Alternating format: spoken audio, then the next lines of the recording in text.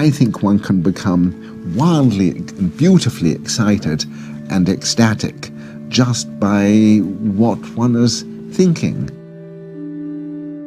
When I was about 14 or 15, my love of the physical sciences, of physics and chemistry and geology and astronomy, got displaced but not annihilated by a rising love of biology and by Darwin. Darwin saw evolution and natural selection as having determined the diversification and the development of life on Earth. And that's why Stephen Jay Gould was also such an important influence in my life, someone who reminded me incessantly that nothing in biology made sense except in the light of evolution and chance, contingency.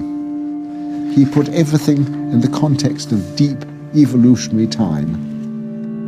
I love the sense of evolutionary history. My mother was a comparative anatomist as well as a surgeon, and would always refer to precursors and vestiges.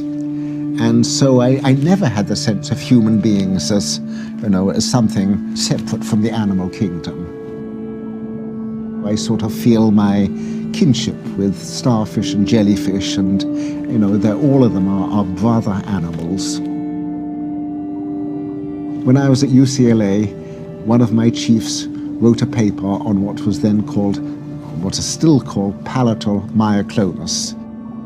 This form of myoclonus is a rhythmic pulsing movement, and it can affect the palate, it can affect the eardrum, and it can affect some of the so-called strap muscles in the neck. And one says, why these three places? Do they have anything in common? They do. They are the remnants of the gill arches of fish.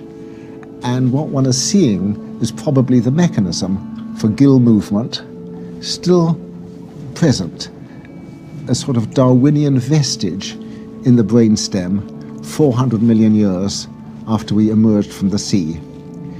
I like to tell this to creationists when I meet them. Put that in your pipe and smoke it.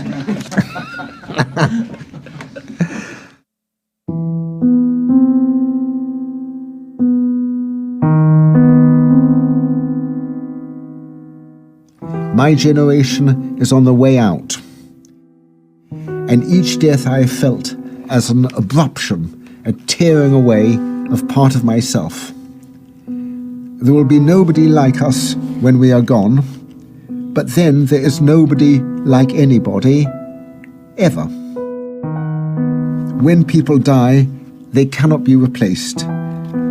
They leave holes that cannot be filled. It is the fate, the genetic and neural fate of every human being to be a unique individual, to find his own path, to live his own life, to die his own death.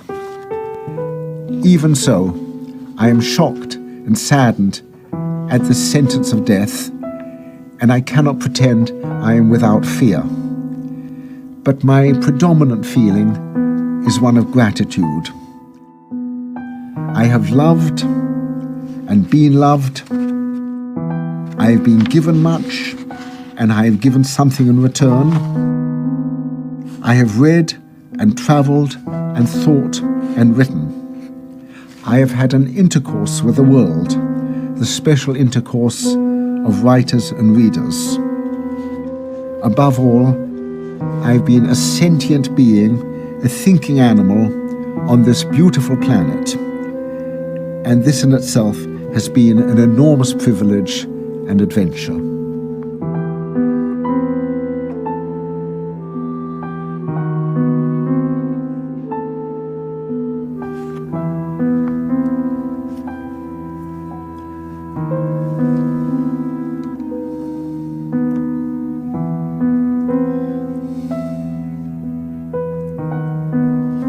So that's it.